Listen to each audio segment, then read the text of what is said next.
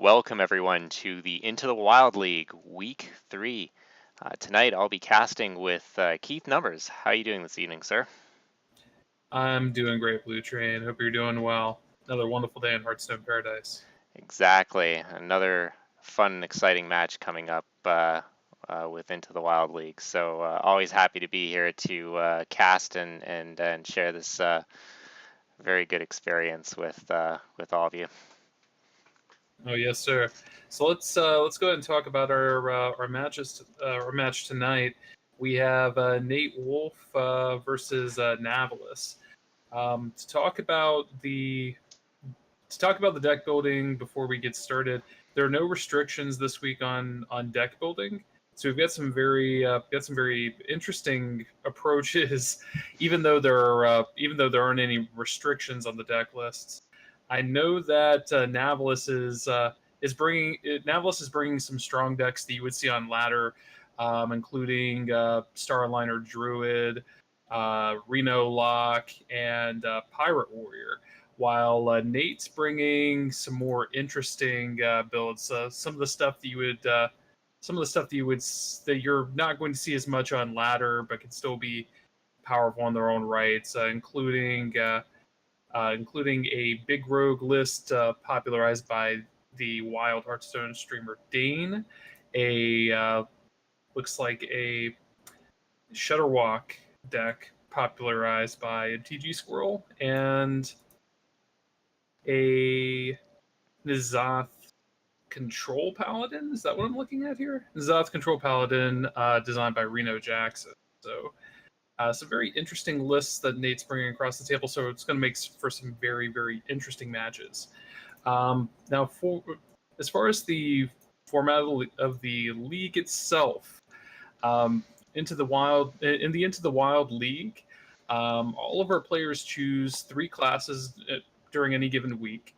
Um, since this is week 3, our players are restricted to playing the three classes that they have not already brought in the previous rounds of the tournament. So week 1 they brought 3, week 2 they brought 3 that they didn't bring on week 1, and the remaining classes on week 3.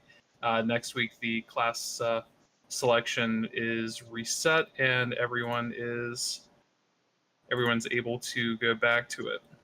Now, once a class has been selected for a particular week, the class cannot be used again until all remaining matches have been selected, even if the player did not get to use that class. So this week is the last week. Next week is the reset. Now, this is an exhibition league, no eliminations. Wins and losses are recorded and tallied. And it's a 6-week league. At the end of the 6 weeks, the players with the highest win rates will be invited to compete against one another in a playoffs and finals to determine the champion of the league. So before we get into game, I think you correctly called out that this lineup's interesting. Week 3, you think that you'd have kind of the bottom of the barrel of classes, and even though there are no restrictions, you'd maybe see a little bit of a hokier lineup.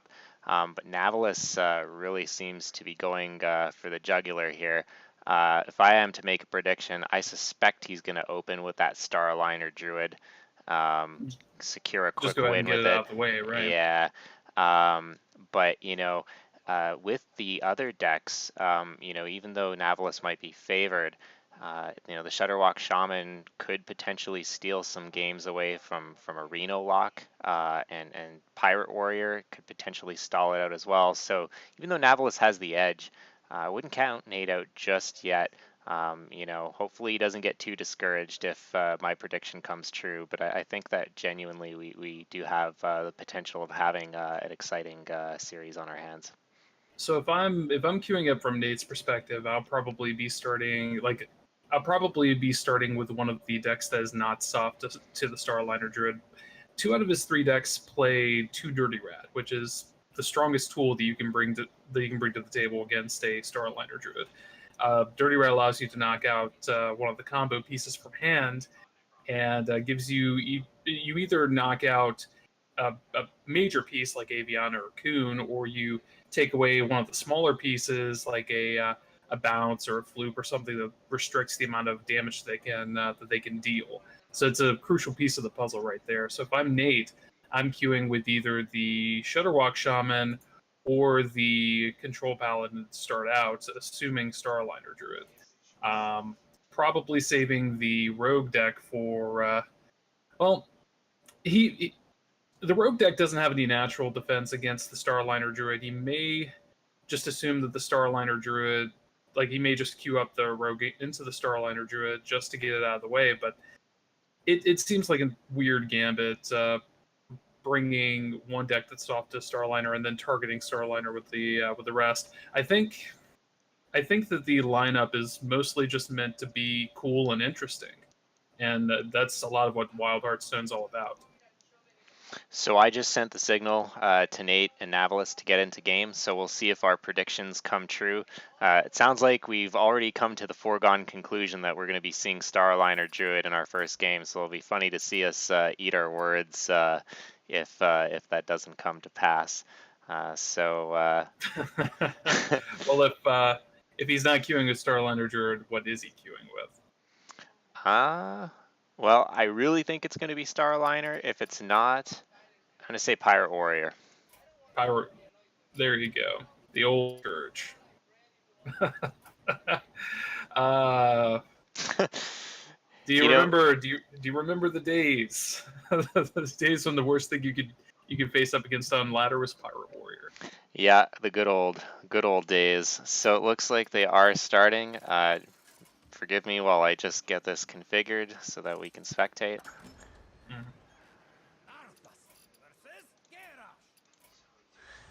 So it looks like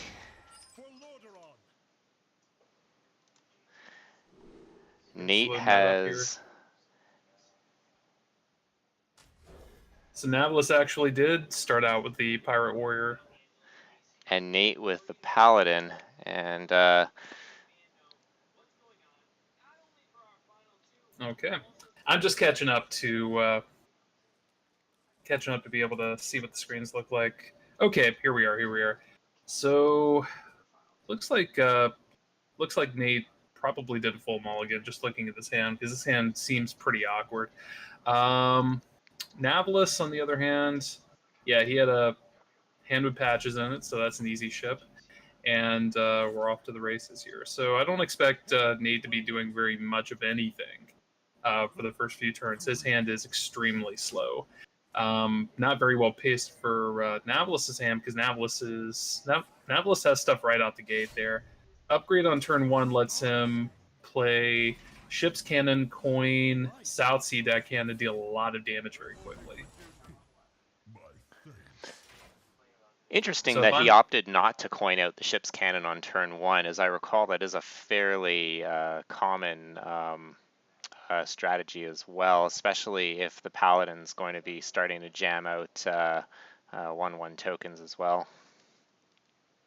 It's an approach that you can take, but I don't. In this case, it didn't make any difference one way or another. Navillus is playing it pretty slow, though. It looks like he's going to be holding the Ship's Cannon until he get even more value with it and juice up this Frothing Berserker here. And Nate just passes. He doesn't hero power to buff the Frothing Berserker. That's an interesting line. It saves him 1 point of damage from playing the hero power. Interestingly enough, because when Navillus attacks into the, well, no, it actually is about the same. It just wastes a charge there. But at the end of the day, Navillus here is probably just going to be playing Ship's Cannon into South Sea. So this might be the moment where Navillus realizes that he's playing against a slower Paladin. He may have been playing a little bit more conservatively, thinking that maybe this was a Murloc Paladin or just an aggressive Paladin that's not running Baku. But I think that pass was a bit of a signal that he can, go all in and clearly exercise his role as the aggressor.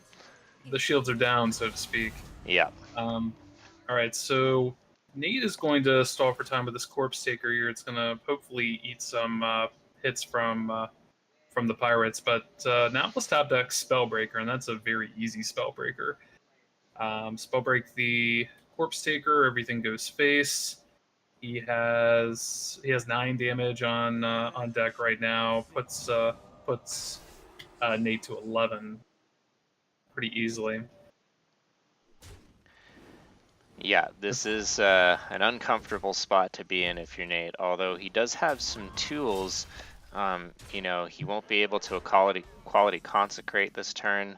He does Um, have Shrink Ray, and Forbidden Healing. So yeah, the Shrink Ray cuts everyone down to size here. Still, you know, when you're at 11 health, there's still 4 on board, and that frothing can still grow an attack. I would Yeah, imagine that Nate's going to be clearing next turn.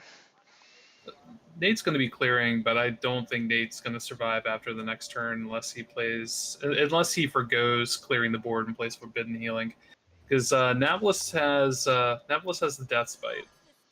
Yep. He chooses not to do it, but he's just going for the pirate damage. Okay, it is lethal. Yeah.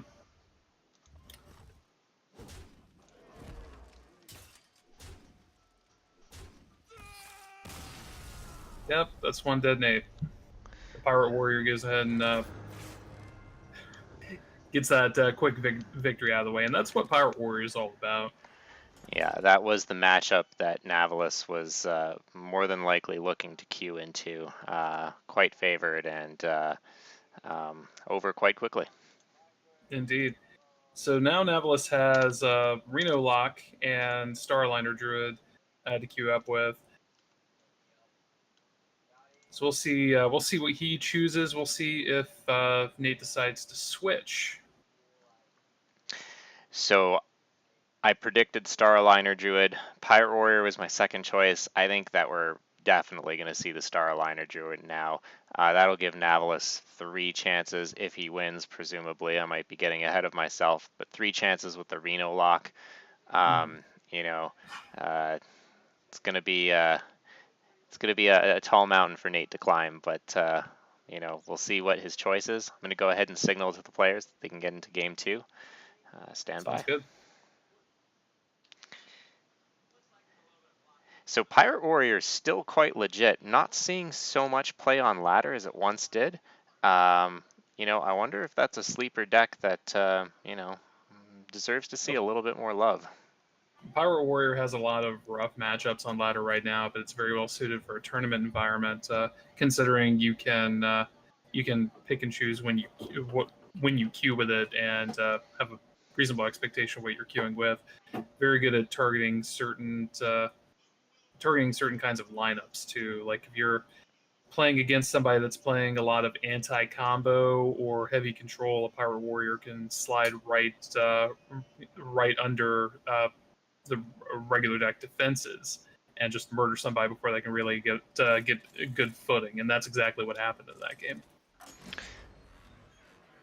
All right. So wrong again. Looks like we're going to see that Reno Warlock versus the Shutterwalk Shaman. Maybe we should just not be predicting matchups anymore. Just not go to Vegas. Don't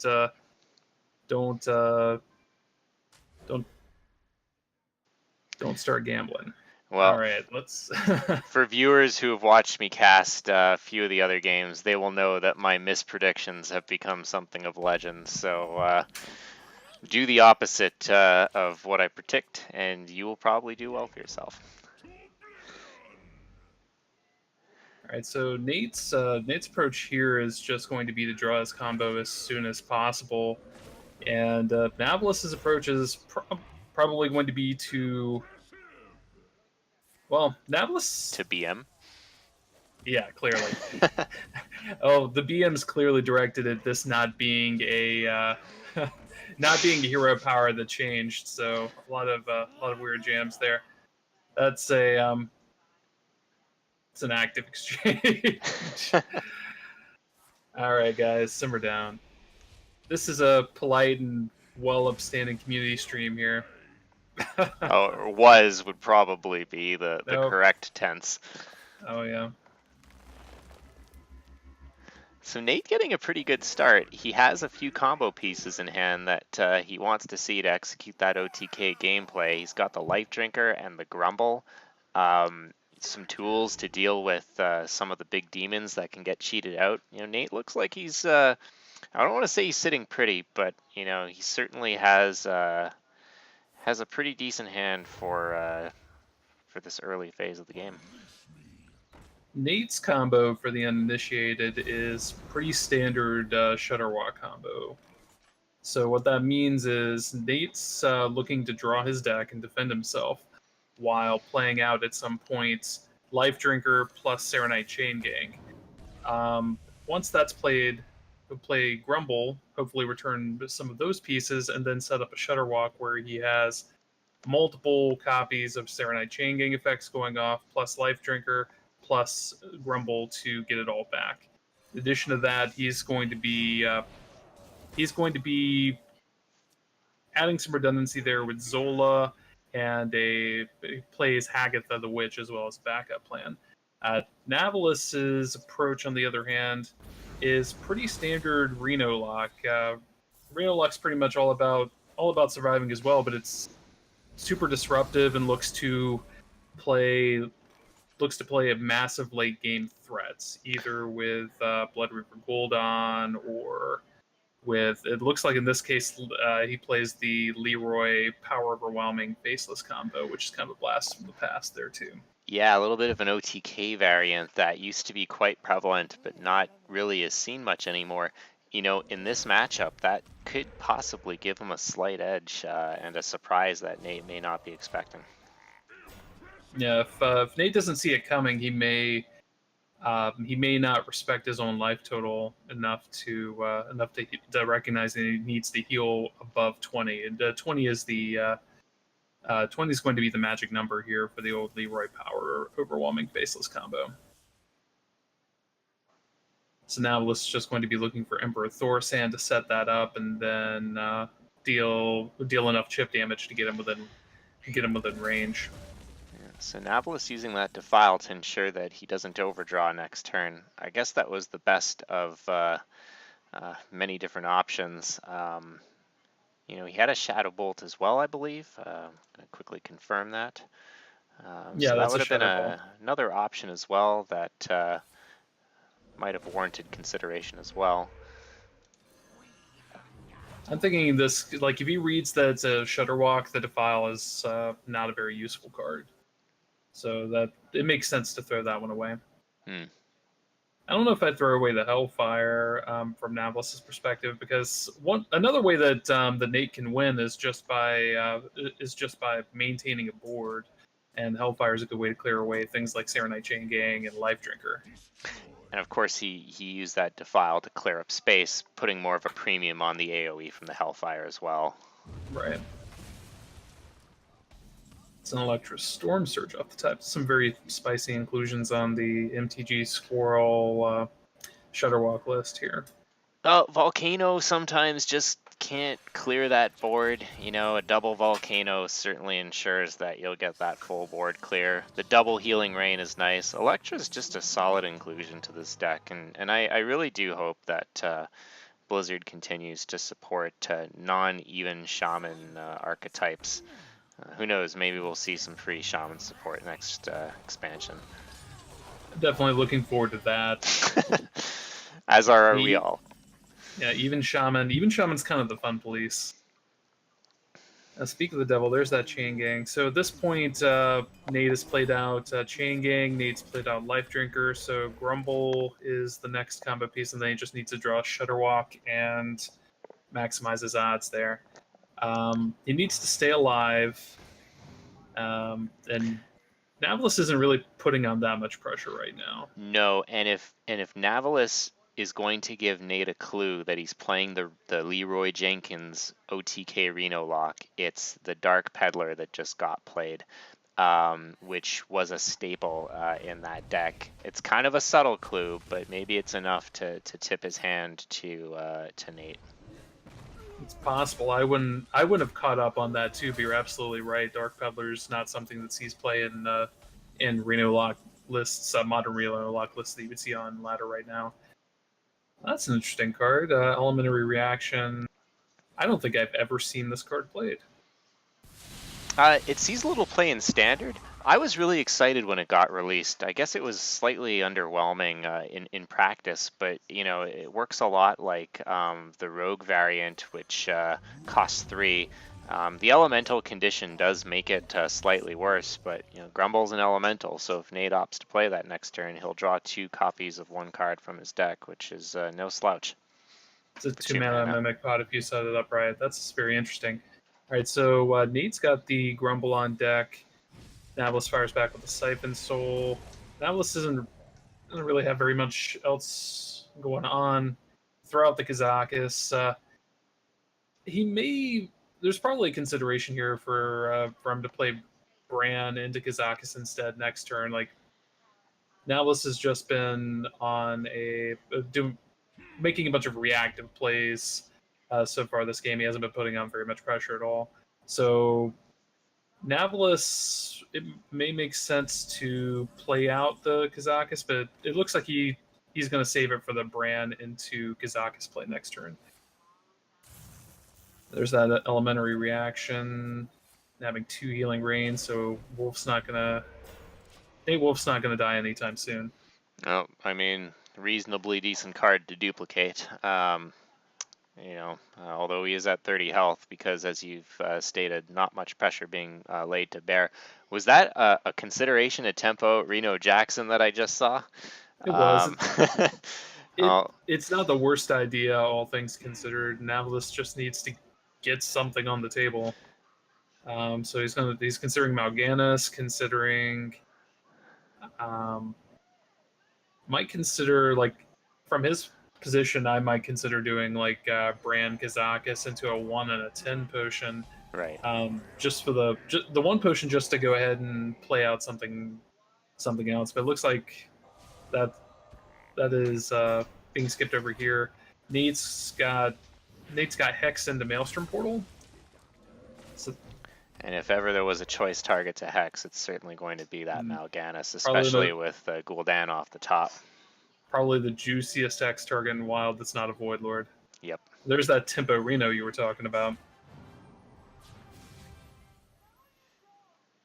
Okay, and he's gonna Zola it back. So, I guess you're right. Like, what's Reno Jackson gonna do this game? Once the Shutterwalk combo starts, especially if Nate gets Lotheb, you kind of get locked out from doing anything anyhow. It would just delay the inevitable. So, Nate's really digging for that Shutterwalk at this point, and hopefully looking to close out the game.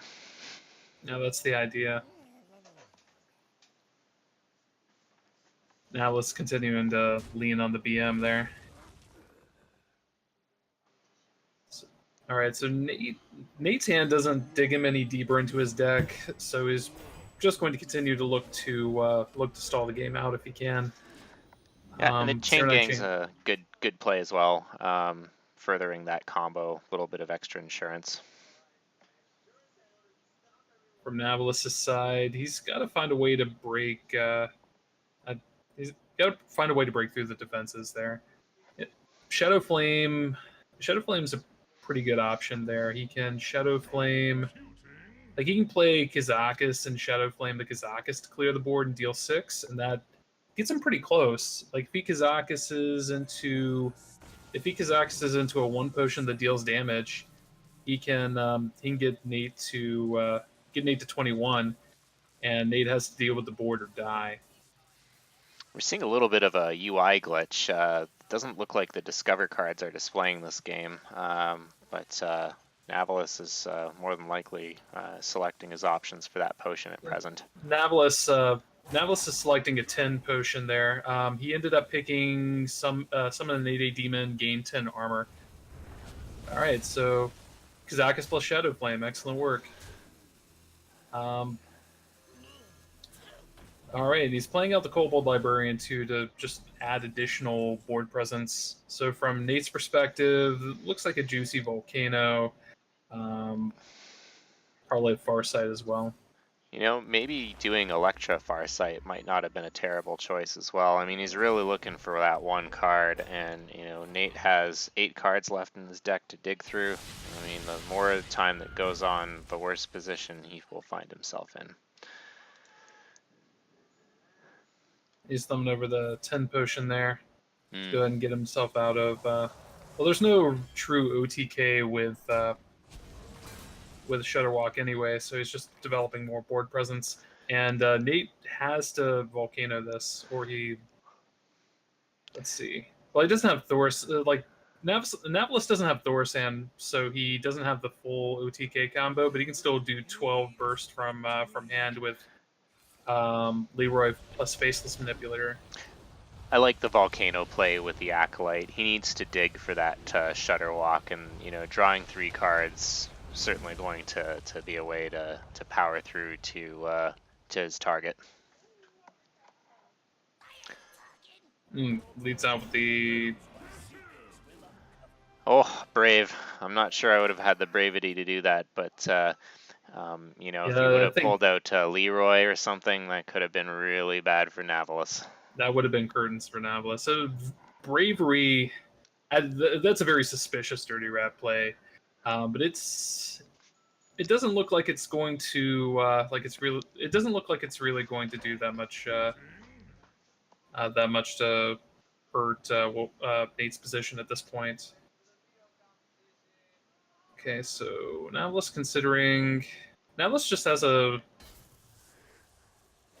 has a hand of things that don't really do very much, but then he taps and picks up Emperor Thorsan, which completes his combo, so he has the full 20-point burst in his hand, and he's going to be digging for an opportunity to execute that combo here very shortly. That's going to be the way that he wins. Considering Nate's position right now, let's see, Nate picked up the Shutterwalk, and that was the missing piece of the puzzle there. But he can't play it just yet, and Lotheb would probably be a card that he'd want to play as well. Wow, playing the Hagatha the Witch, that's going to make things awkward for him when he starts to play his combo, because his hand is quite full.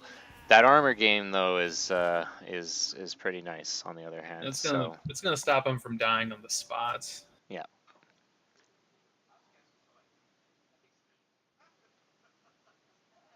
It looks like now let's just considering just playing out the Leroy combo right now. And if Nate plays that Shutterwalk and survives, then it will clear this board potentially as well. So so leaves him with a he recognizes he didn't have lethal. Did he think that he had lethal? Is that why he went in? I don't think so. I mean, if you do the math, Nate that just doesn't work out. Nate snap hovering that healing rain. So the healing rain on deck. Let's see. Oh, that's a nice Dirty Rat. Getting a hex off of the Dirty Rat with the Bewitch hero power, that is a nice pickup. Yep. That's going to heal him for 24. And it's going to bring Nate back to full health. Be a little bit of a demoralizing moment for Navillus, to be sure. A lot of very good things happened for Nate right there. But Navillus has a clean board and is free to Blood Reaver, free to N'Zoth, neither of which really do that much for him, but help him rebuild that board. The problem with all of this is Navillus has no deck. Navillus doesn't really have very much left to apply pressure, and Nate has his full Shutterwalk combo. He's playing out the Lotheb so that he does not. He can play out the Antique Healbot as well, just to get the battle cry for that setup if he wants to. It might be a consideration, but it's just going to play out the Lotheb to lock out Navillus. Navillus next turn.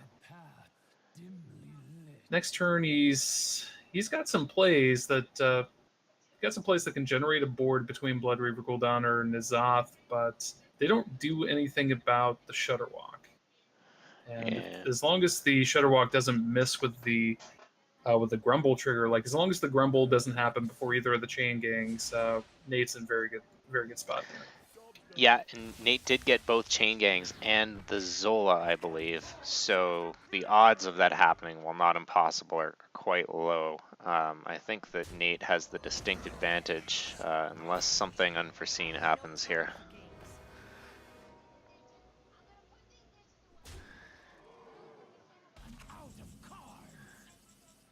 Nate running out of cards as well. This game still went to fatigue. Nate's gonna stall another turn, opting to hex the Sylvanas. Not a terrible choice. I'd like to see that heal bot get played so Shutterwalk starts having some healing potential as well. Yeah, I definitely see Healbot plus Glacial Shard.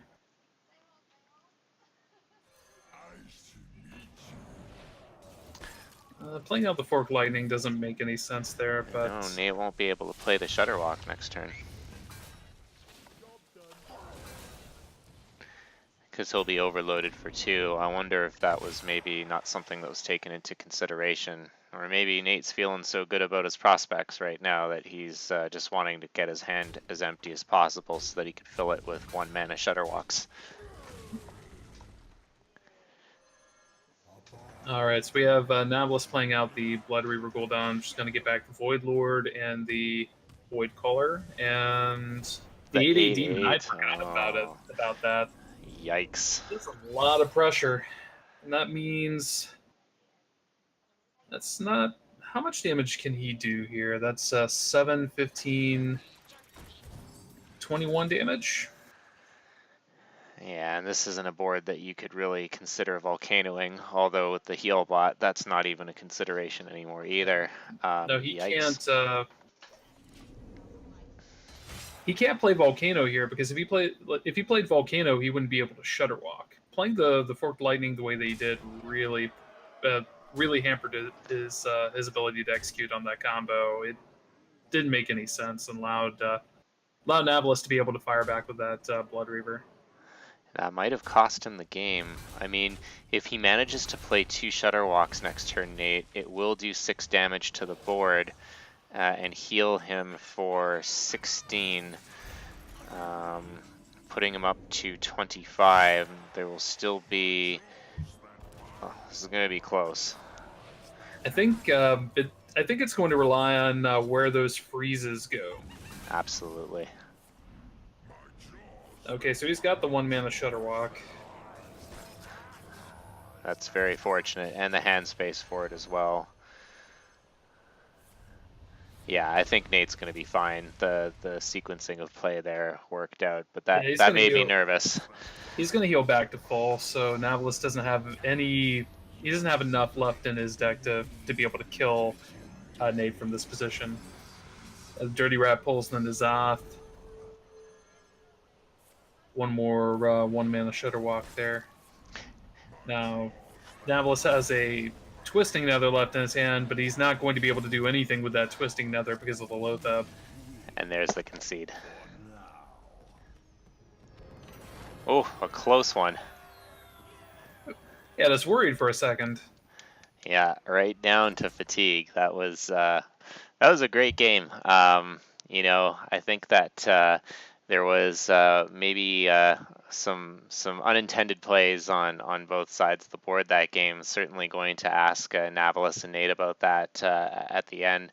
You know, I can't tell you how many times I've done something like that. I snap played a card without fully reading it because it was generated by Bewitch, and find myself in a position I didn't count myself being in. So I think that's a pretty relatable play that a lot of us, including myself, have made on numerous occasions. Yeah, last format when Shutterwalk Shaman was really a thing. I played a lot of that deck, and there are a lot of moving parts, a lot of things that can make the gameplay pretty complicated. So it's not the easiest thing, not the easiest thing to do. Excuse me. And I think Nate, all things considered, he knew exactly what he was playing towards and managed to execute it. With some slip ups here and there, but he made it happen. So at this point, Nate's secured a win with the Shutterwalk. and Navillus has secured a win with the Pirate Warrior. So Navillus still has left the Starliner Druid and his Reno Lock. Nate still has the Big Rogue and the Control Paladin. What do you think Nate's going to bring? Do you think he's going to try to queue with that Paladin once more, or do you think he's going to opt to bring the big rogue for the next game? It's hard to say. If I were him, I would bring the Big Rogue first, because the Big Rogue doesn't really feel like a deck that's going to be well suited against the Starliner Druid, and he has to get a win with the Big Rogue one way or another. So if he queues up with the Control Paladin and beats the Starliner Druid, then he's forced to queue the Rogue into the Starliner Druid and probably ends up losing that game. So, like, if it were me, I would lead out with that and hope that he plays into the Reno lock. But we'll see what happens. Well, they are getting into game right now, so let's see what was brought. So it looks. All right, so it looks like we have Nate playing the Big Rogue versus the Reno lock. So this is exactly the matchup that I was talking about there, where, like, from Nate's perspective, this is an ideal scenario. Ideally, the Big Rogue deck is going to be able to bring out large threats that the Reno lock can't reliably deal with and do it quickly. So if Nate can put on that pressure, then Navillus is going to be on some awkward footing. But it doesn't look like Nate's hand really is conducive to that. He doesn't have Barnes. He doesn't have any of the acceleration tools there. Like, that includes Barnes, Kobold Illusionist, Necrium Vial, and Necrium Blade. So the combo with this deck, or this version of the deck rather, is to set up the Necrium Blade and Kobold Illusionist to bring out a large, start bringing out large minions. On Navillus' side, Navillus is just content to kind of sit back and tap for right now. Oh, and that is not a draw that Nate was looking to secure. Yashiraj, aka Big Patches, going to be a brick in his hand until at least turn 10. Normally you want Barnes to find this guy. It's possible, though, like, if Nate sets up the Necrium Blade and Kobold Illusionist, he may be able to get a copy of Yashiraj on the table. That's probably the thing that he's going to be looking to set up. He just has to draw the Kobold Illusionist. That's the important thing there. So right now, Nate's just going to pick on a Mistress of Mixtures and pass.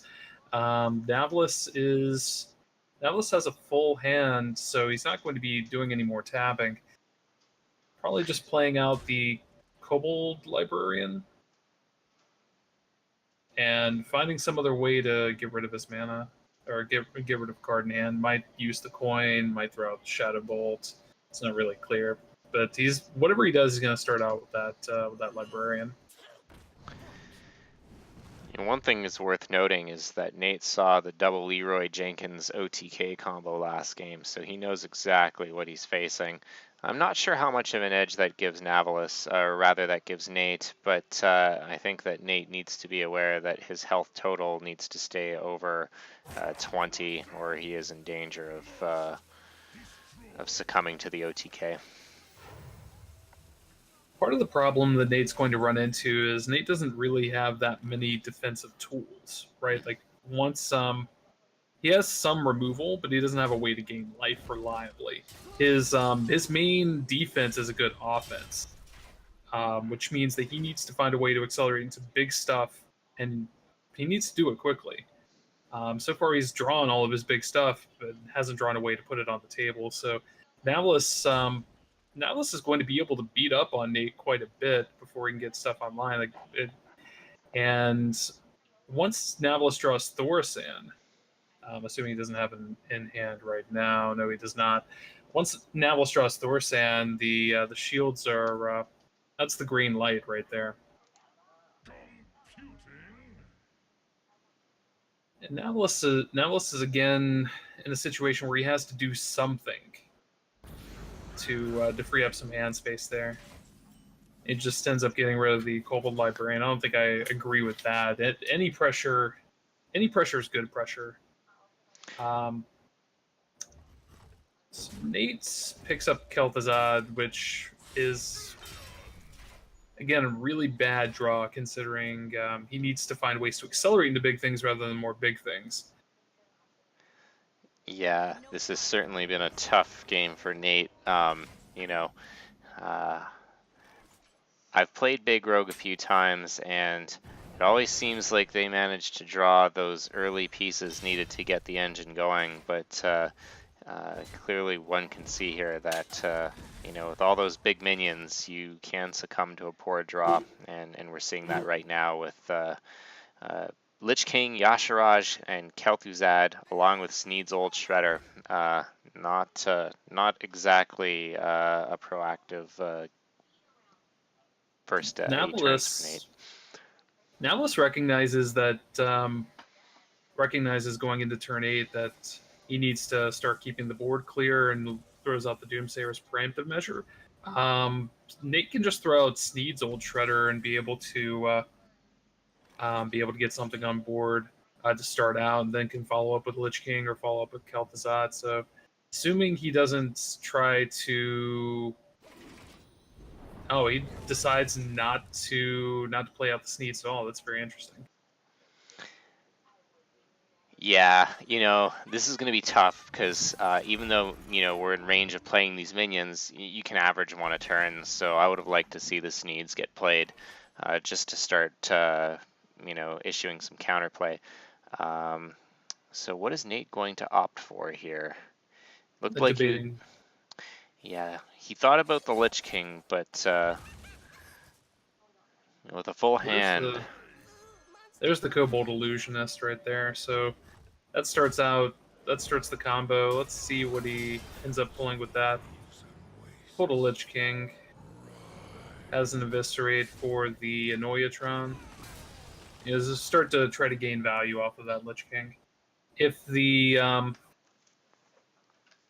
this board sticks, like if Navillus doesn't clear both the minions that are in play right now, plus the copy of whatever comes out of that Kobold Illusionist, he could end up in some serious trouble because right now he doesn't have a reliable way to deal with a.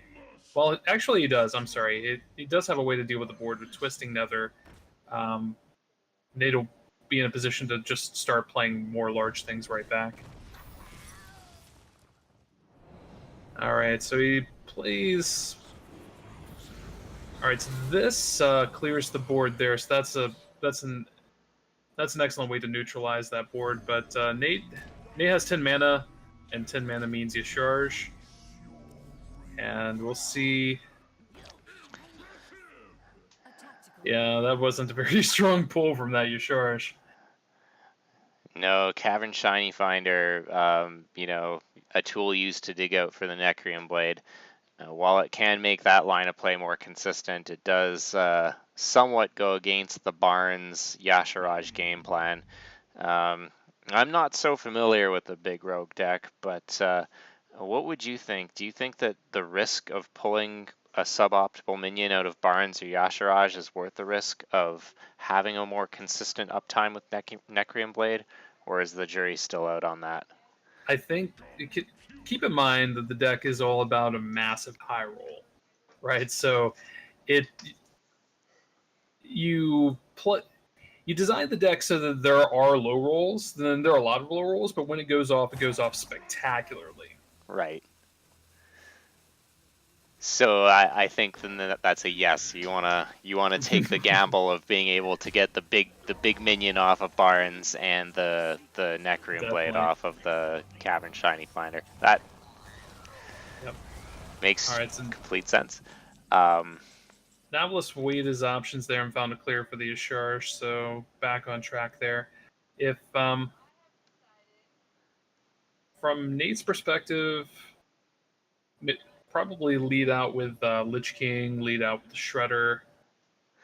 Lich King is his only taunt minion, I believe, and that could certainly be a wall for that double Leroy combo. looks like the only thing that Navillus is waiting for to execute that combo at this point is Emperor Thorson. Right. He can still execute small parts of the combo, like Leroy plus Faceless by itself is 12 damage. So he goes in with this Godfrey here. He's at 16. It's one more. All he needs is one more hit with that Godfrey if it's ignored, or Nate doesn't find a way to defend himself. So Nate's playing out Sylvanas. Does he have a way to immediately? Oh, he's going to prep anti-magic shell. That's pretty neat.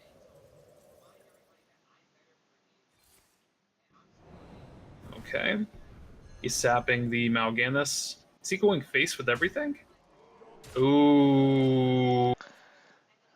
Critical error. Because Yikes. Navillus now has lethal if he catches that he doesn't have to do the full combo with Leroy of Faceless. Like he doesn't need the power overwhelming to do him in at this point. Let's see if Navillus catches it though. If he doesn't, he'll probably play out the Twisting Nether.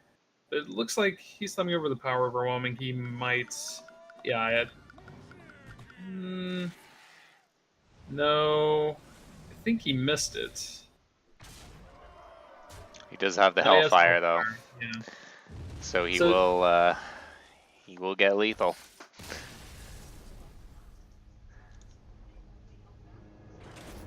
All right, so Navillus is 2-1 up over Nate here. He's going to be bringing in that Starliner Druid. So it's unfortunate that Nate didn't get a one with that Rogue, because again, that Rogue is going to be pretty poorly positioned against Starliner.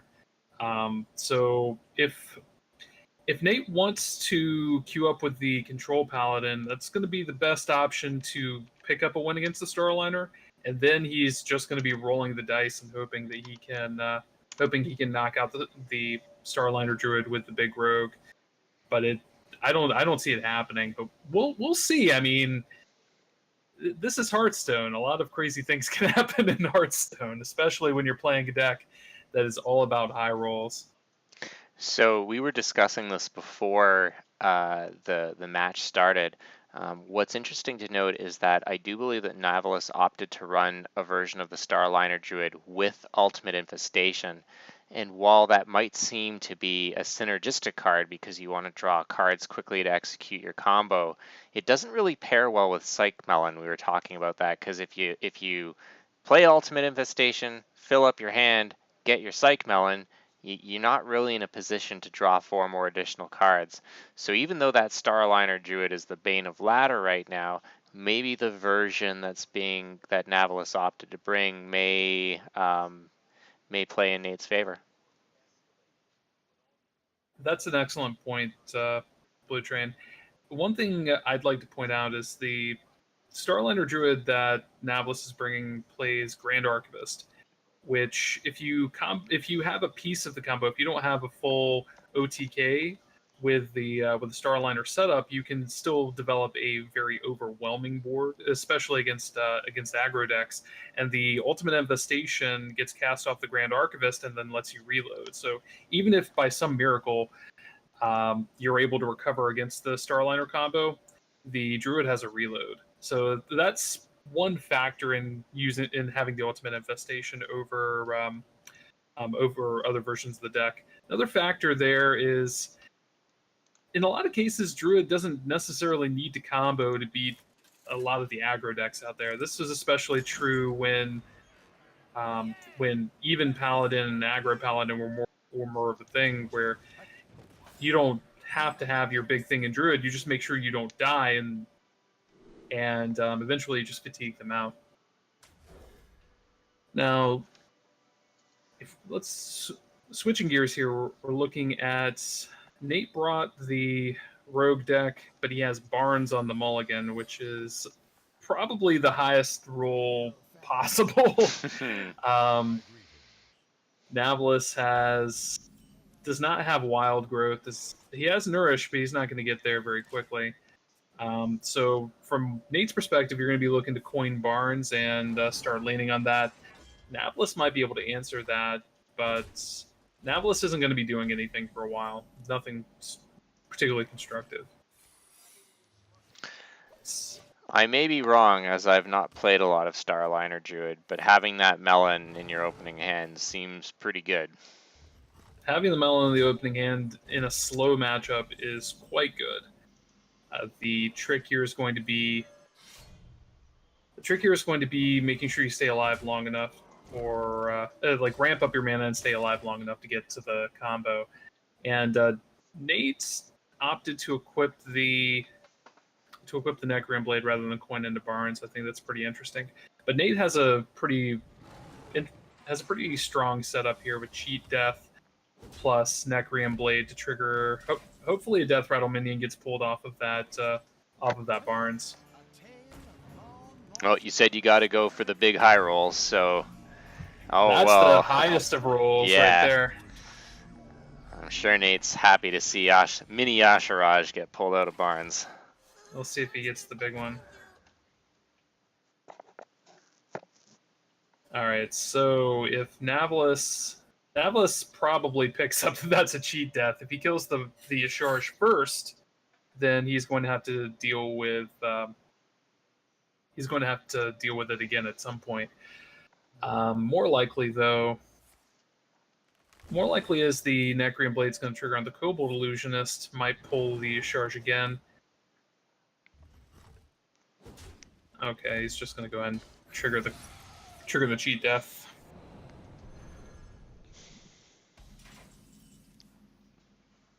Okay, so expecting Spellsinger Umbra. I'm going to learn how to talk one of these days. Umbra is going to come out to play. It's going to allow the Death Rattles to start triggering there, and it also cleans out the hand so that Kobold Illusionist does not pull it. And now Kobold Illusionist is going to find a Sneed Shredder, which gets triggered. Pretty nice. Right, and Nate has that impressive board. Navillus has a few options. Navillus can fire back with Malfurion. And let's see what else we've got here. So he's got Psych Melon. He's on 8 mana. He's got Psych Melon. He's got Malfurion. He's got Spreading Plague. I think Malfurion's his best line here. I think Melon's too greedy, and Spreading Plague might be being a bit overzealous in committing resources. I like the Malfurion first. You can bring out the 2 Scarabs and then Plague the following turn, but it looks like Navillus is going to just go all in and YOLO Melon. Oh, or Spellstone. I think he's thinking his line of play over so that we can perpetually get our feet stuck in our mouth. It's a precarious position for the combo druid to be in. Yeah, this is a big turn. It's a pretty big board, so he may not have time to play the Melon if he plays Malfurion or Spreading Plague for several turns. It looks like he's just going to play the Melon out, hope that he's not dead, play out probably Spreading Plague next turn, and then go off the turn after. Juicy Psych Melon drawing Aviana, Coon, Star Aligner. I already had the 8 in Grand Archivist. Now, Nate has a Necreum Vial. Necreum Vial is going to put a bunch of stuff on the table.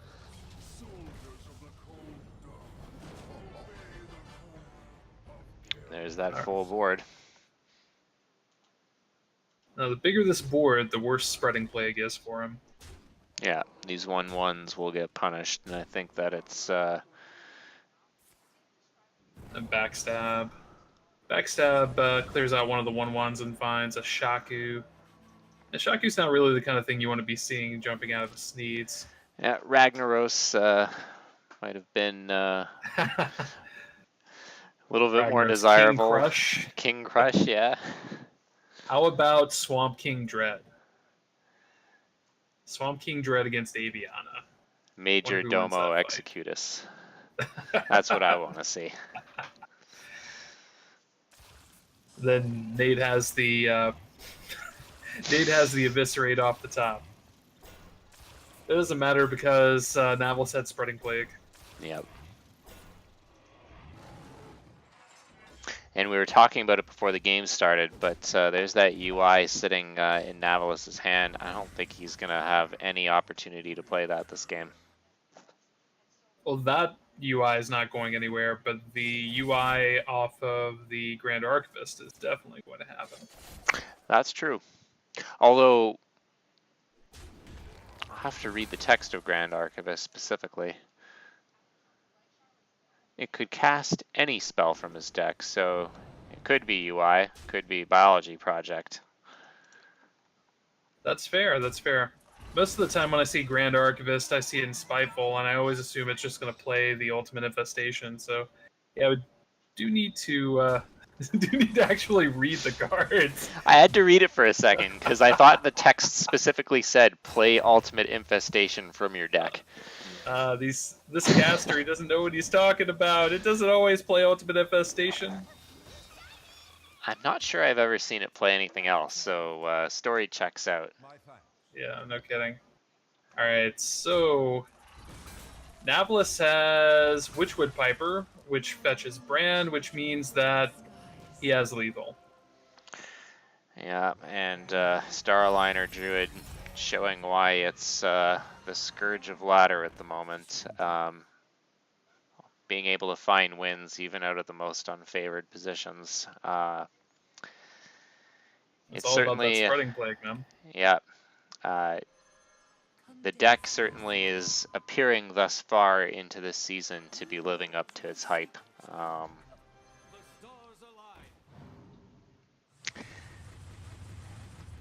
Which will only further the cries for a change to Starliner or Melon at some point down the line.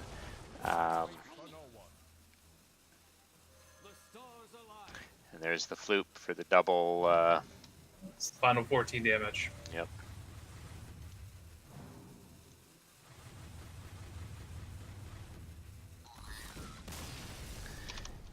And that'll do it. All right, Navillus takes the set 3-1 off the back of some of the strongest decks in the format. Yeah, that like we said at the beginning, Navillus was going for the jugular, and he executed that quite handedly, opting to save the best for last in the form of the Starliner Druid. Nate was able to steal a win with that Shutterwalk Shaman, though, so at least it wasn't a complete sweep on the part of Navillus. Not a complete blowout, but definitely a little bit of a mismatch there. Especially with that rogue. I'm pretty confident in saying that if you're teching out your decks in a format like this one where you don't have any bans, if you're teching out your decks against a combo deck like Starliner, then you shouldn't do just 2 out of the 3. You should do like a full tech setup. He needed to be prepared for Starliner with all 3 of those decks. Because otherwise he ends up in a position like this one where he has a deck that's super soft against it, and that's exactly what happened there. Well, I'm going to see if Navillus and Nate want to jump on the line with us, and we can ask them what their thoughts on that match was, and the mismatched pair of their lineups. Be curious to see Nate's Nate's reaction. Stand by. I want to get him on the line.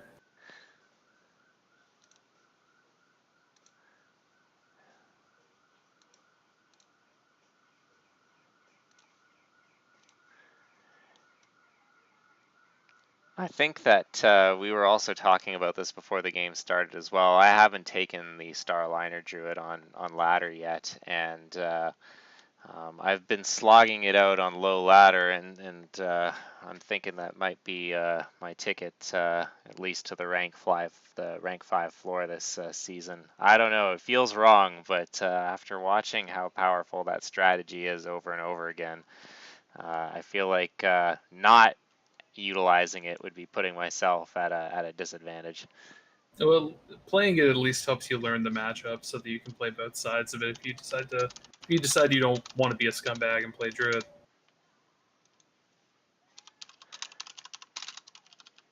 All right, so we're getting the call set up in the meantime. So what I'm going to do is I'm going to go ahead and drop from our call here, and I'm going to call into our group that we just created. So I'll be right back. Stand by. Sounds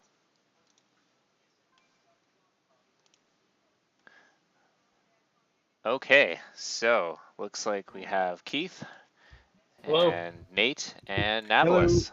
Hey Hello, guys, hello. welcome. Thank you. Good games, good games. My first comment after the games were, Nate, do you hate me now?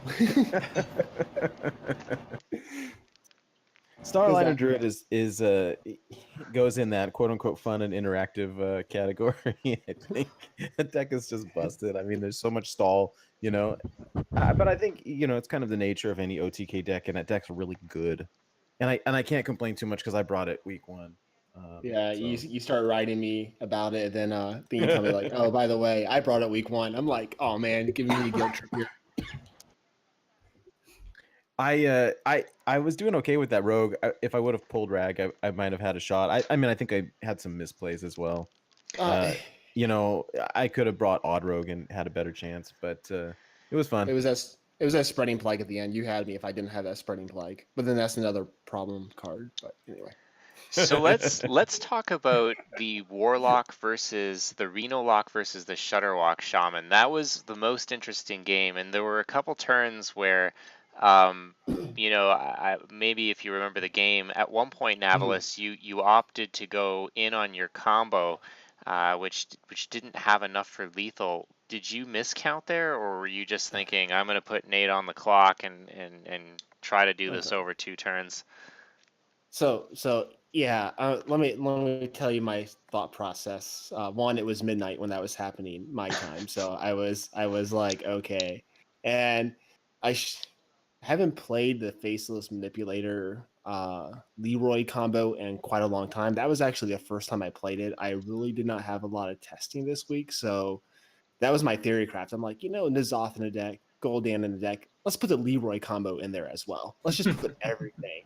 So I call it everything lock, just like, just Kitchen sink lock.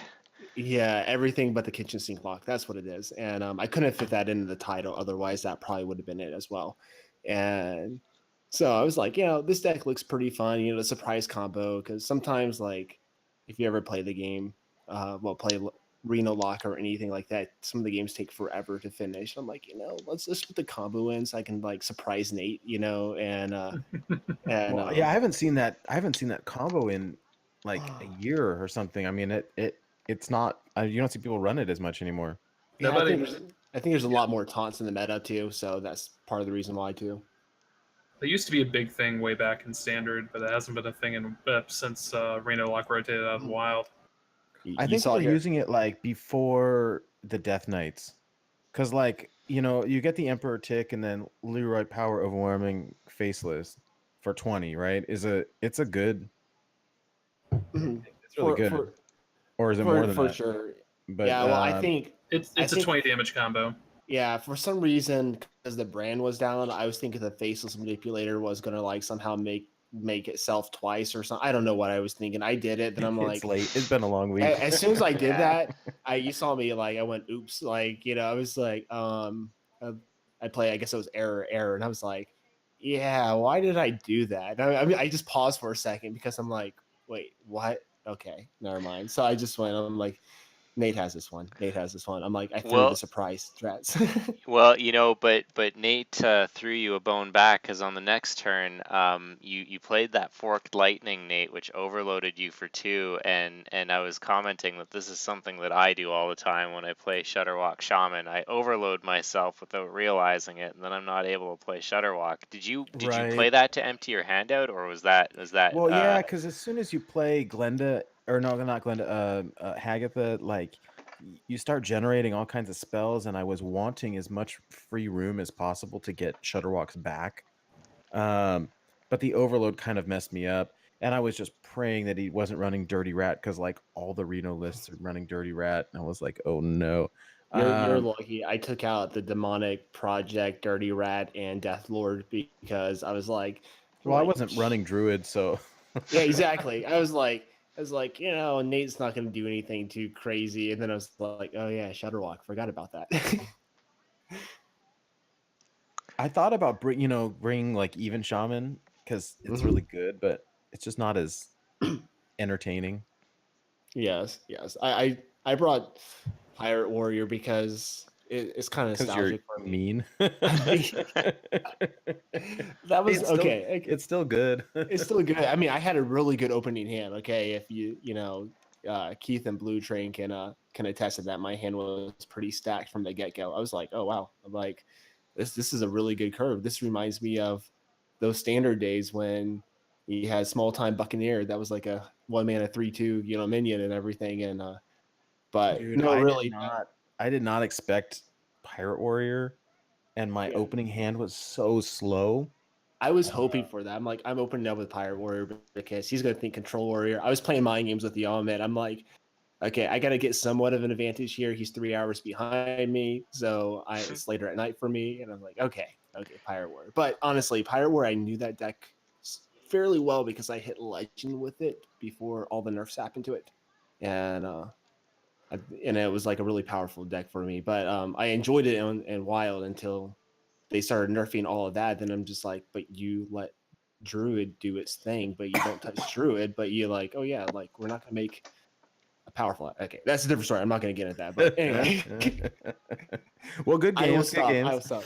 No, good games, Nate. It was very fun. That Shutterwalk was very intense because, I was like, okay, I know he has Shutterwalk in hand. I'm just like thinking like, okay, gain armor. I'm like, that's not gonna really matter. Can I combo off? And I was like, well, I shouldn't have comboed off then, but it was a very good game. And that Death Rattle Rogue, you almost had me that last game though. Like if I did not have that spreading plug, you had that game. It was just Yeah, I got a pretty good opening, but it's the problem with that deck is that there's such a huge like random factor to it, and it's very inconsistent. I mean, it's really fun, but it's really inconsistent. Like I wouldn't ladder with it, it was or a fun like deck. not past rank 10 or something. I've But only had it. Besides you, I've only had that played once against me, and I think it beat me because it had like some really had like bringing out all the big minions and everything, kind of like what you did that last game. That was I mean, you kind of have to draw the nuts, and it doesn't. I mean, there's no disruption. Also, I mean, I was hoping I could pull out like a rag or, um, or get something off of a the rag Lich would have King been a to like problem steal one of your cards or something, but it wasn't. for sure. It's all good. What, what, Blitrian what was, and go ahead, Blitrian and I were actually talking about that when he was asking about. He pointed out he didn't have a lot of experience with the big rogue deck, and he was asking about the shiny finder and whether or not it was worth it to play that in a deck with the Ocharge. And my response to that was, you really just want to high roll as much as possible, and just ignore the fact that you can low roll because you just need to go. You need to go as big as possible. You want it when it pops. You want it to really pop. That's Right. what the No, deck and when it does. does, I mean, when it goes, it really goes. It's just and you kind of all in. I mean, the shiny finders for the weapon, to get your death rattles to trigger. And it's good. I mean, when it works, it really works, and when it doesn't, I mean, you've seen. And you can, it's that deck is more tech towards kind of aggressive lineups, and so there's a lot of like early removal and draw and stuff like that. And but against combo decks, there's not a whole lot it can really do because it's not as aggressive unless you can really cheat out the big minions early. Yeah, it's definitely a bit of a mismatch. Did you think that Navillus was bringing combo druid when you queued the rogue in? I wasn't sure. I wasn't sure. in my defense, I did test like other decks and for Druid, and I didn't have a lot of time to test this week, so I just kind of went with what I was familiar with, except for the Reno Lock. Well, I played Reno Lock. I just threw some combo pieces in there, but so I knew how to play Reno Lock, but it was just like I want to make this fun, try to make it a little bit more entertaining than just straight Reno Lock. And then for the Druid, came so close to bringing Taunt Druid, and I'm kind of sad I didn't because I like Taunt Druid. Believe it or not, I really do. I think anytime I can play Master Oakheart in a deck, I like it. Yeah. Oh, yeah, for sure. Yes. Yeah. No, I am kind of in the same boat. Like real life has been super busy, and so trying to come up with original decks or find decks, like none of these are my original decks. Mhm. It's kind of just had to scrounge some stuff together and not have a whole lot of time to test play. But they were really good matches, so Mhm. it's a lot of fun, definitely. Yes, yes. And so Nate, you're always a good opponent, always fun to play with, and we've done testing back and forth and everything else. Not for the league, obviously, but I was excited to play against you, and did not disappoint. It was quite fun. Whether Good, good. yeah, whether win or lose, I'm just enjoying the league right now. It Oh, is me too. It's a lot of it fun. is. So yeah. So Keith and Blue Train, thank you so much for the casting and everything. I don't know what time zones you're in, but I know I'm Eastern time zone, so I'm yeah, I'm three of East you. Coast as well. Being on the So East Coast right now is brutal. Let me yes, tell no, you. I appreciate you sticking up with me and doing this. Really, really, guys, I do. You guys, We, we Oh, you it's appreciate guys it. make been this. been a great pleasure. Luckily for me, I'm like Nate. I live on the West Coast, so it's still a decent hour. But appreciate you guys taking the time late at night to do this. Um, Nate, question for you. So for those who like to see more original decks, etc., is next week, is week 4 going to be another theme deck week, or is that going to be week 5? No, yeah. So next week, so there's two things happening next week, because the way that the league is set up, you've got to play all 9 classes. So starting week 4, everything resets. So players will be able to choose any out of 3 classes out of any of the 9 next week, and also there will be a deck building challenge next week. We need to figure it out still. I reached out to people for ideas and suggestions, and we're getting close. So if anyone watching or anyone has any suggestions, you want to tweet at Into the Wild HS, and we can take suggestions. But we got to get it figured out in the next day or two, just to give everyone some time to prep next week's lineup. Um, I think it's my so off week next week, so I'm just gonna sit back and chill and jump in anywhere that I'm needed just to help you guys out. So before we wrap, I do have a question for everyone. So this weekend, on Saturday, I believe, is the One Trick Charity Tournament, the Brawl, and this is the first major wild event with a lot of I'll call them pro players. There's no such thing as a pro player in Wild, but I digress.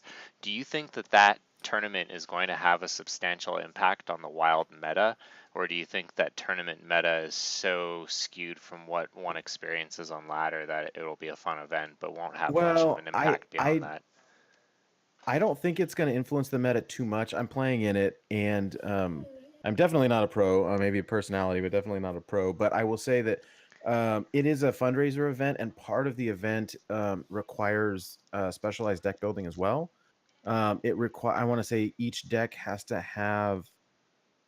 Don't quote me on it, but I want to say each deck has to have at least 10 Boomsday cards in it or something like that. Okay, Yeah, And it's was that a so announced? number of Boomsday cards have to be. or maybe it's 7, I don't remember, but it's a substantial part of each deck has to have Boomsday cards in it. I And see. so it's not, I don't know that it's going to be meta defining, but it'll definitely be entertaining to watch. And there's some amazing players in it. I can't even believe that we got invited to play.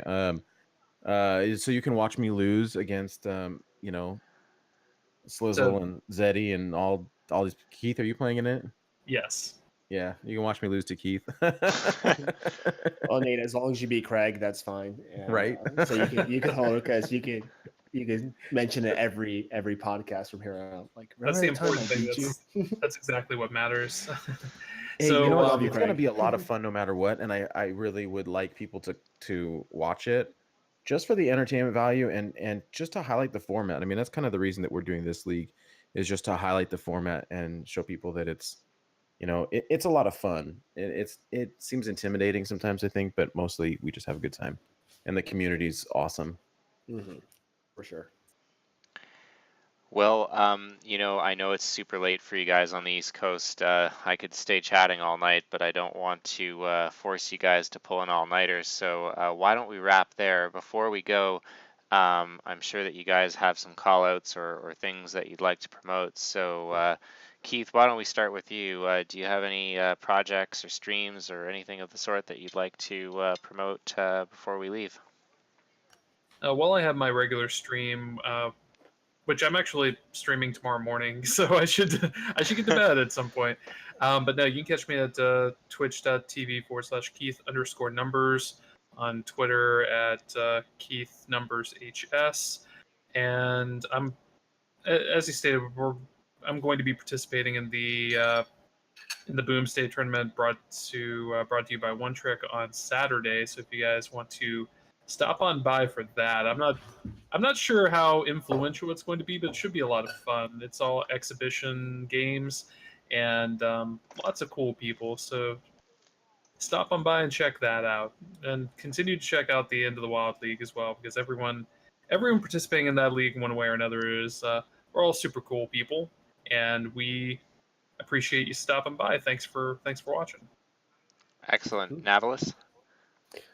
Just to give a shout out to the people at Team Rankstar. I just recently joined the ranks over there to help produce some wild content to promote the wild format even further. And thank you, Nate, for hooking me up and helping me get introduced to the right people over there and everything. So, Nate, you were a big help in that and an influence in that. So, yeah, Nate's my teammate over there too. So I'm excited to work with Nate on some projects. So it's going to be great. Awesome. And Nate, any call outs or events that you'd like to highlight before we wrap? Yeah, I mean, I just want to say thank you to you guys for participating and for casting the matches. We really appreciate it. For sure. And a big thank you to everyone who's participating in the Into the Wild League in one way or another. Also, yeah, big shout out to our Team Rankstar. It's really fun being a part of, and we've got some wild content in the wings that we're working on. So there'll be articles and stuff, but we'll also be having some tournaments coming out in the relatively near future. We're kind of in the planning stages, but we're gonna kind of pull a Team One Trick there and do a wild tournament open to everyone with cash prizes. So it should be fun because the Into the Wild League is more of an invitational exhibition style, kind of to highlight the format. So we're looking to do something more all inclusive for everyone with some cash prizes, and that should be a lot of fun. So stay tuned to that, and then you can check out our podcast, Into the Wild, and you can find everything you need there at intothewildhs.com. Excellent. That sounds super exciting. I'm looking forward to checking that out. So before I shut the stream down, I just want to call out that there are 2 Into the Wild League matches tomorrow at 8 p.m. Eastern, 5 Pacific. We have Get Meowth versus Eon. That's going to be a really cool match. And then after, we have Dr. Evil versus Mad at Arms at 9:30 Eastern. 6:30 Pacific for the West Coast crowd or the Night Owls. So 2 double headers tomorrow. And so if you're still with us, I'd highly encourage you to check that out. If you Yeah. haven't, Oh, let me add one last thing too before I forget. sure.